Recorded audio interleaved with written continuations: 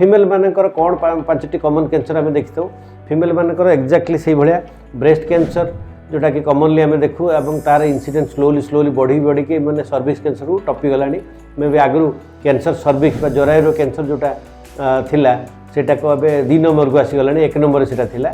तो breast cancer cervix cancer ovarian cancer मध्य बहुत आम देखु ओवेरियन कैंसर हो जो कि ओवरी से कैंसरटा होता है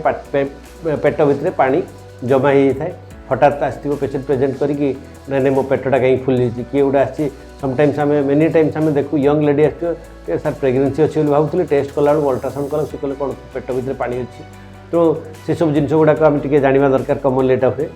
लंग कैंसर देखो लंग कैंसर जमी मेल रे कहले सेमती फिमेल मानकर it's not uncommon in female कहीं पैसिव स्मोकिंगटा गोटे तार गोटे इंपोर्टेंट कज जोटा कि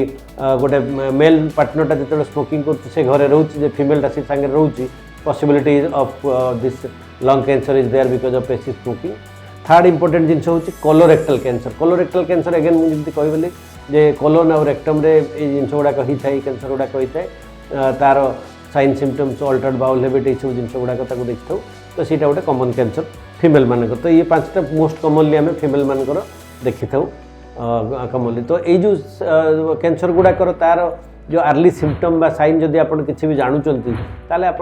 नियर बाय डाक्तर पाखु परामर्श ने परामर्श नहीं तार प्रॉपर जमी टेस्ट करिया दरकार बा